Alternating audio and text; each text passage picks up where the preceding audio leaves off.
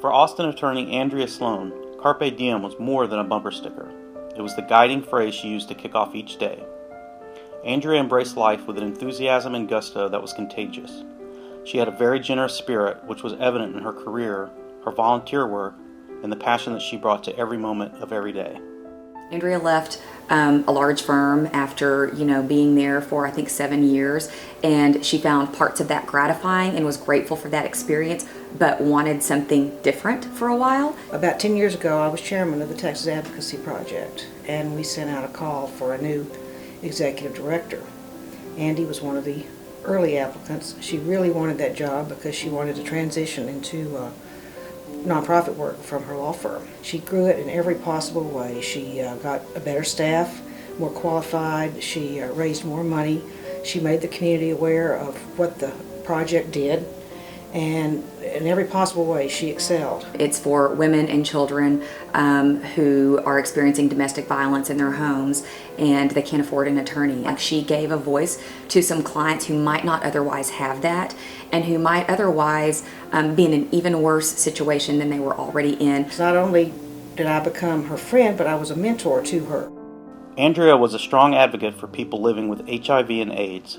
She participated several times in the Hill Country Ride for AIDS fundraiser, volunteered with AIDS Services of Austin, and in 2003 was appointed by Mayor Will Wynn to chair the Austin Area Comprehensive HIV Planning Council. So whether it was with the HIV population, and she has close friends who are HIV positive, and I think that was something that really struck a chord with her. The same way with the Advocacy Project. I mean, the domestic violence victims, she believed, in fairness and seeking justice. And I know we all say and mouth those words, but she walked that talk.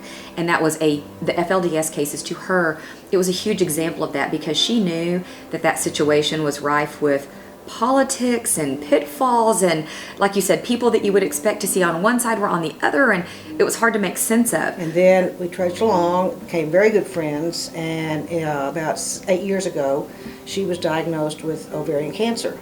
Well, as it turned out, I had ovarian cancer 24 years ago, and I was able to successfully conquer mine. And Andy tried valiantly, as everyone knows, to conquer hers, and she did, in fact, beat her cancer. In August of 2013, Andrea's cancer returned, and her doctors determined that no FDA-approved therapy would effectively treat it. Told that she was eligible for what is called compassionate use of a drug still in testing, Andrea approached it as she did everything, with confidence, hope, and a systematic plan.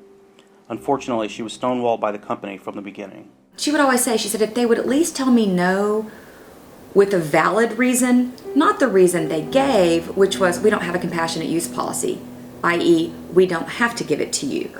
And Andrea said, what would happen if my clients at the Advocacy Project, what if one of them was in my position?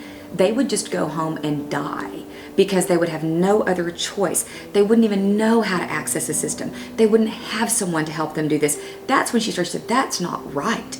She said, I may not get the drug, but we've got to change this system because this should never happen to anyone else. Although thousands of people joined Andy's army to help her fight, the pharmaceutical company refused the treatment. An anonymous company did come forward with a similar treatment, and Andrea was responding very well. The drug was working. It was not the drug or its lack of efficacy that was the cause of her death. Pneumonia was. And had Andrea gotten the drug when she asked for it, or even a month earlier, her body would have been in much better condition. And so, to the degree that she could institute fairness anywhere in her life and in the lives of other people and in systems, then she wanted to do that. Andrea's the most fun person you would ever be around, ever in your life. To everyone, I think, that probably ever came across her, probably the most kind, gentle, benevolent soul that came in the most spunky, dynamic package.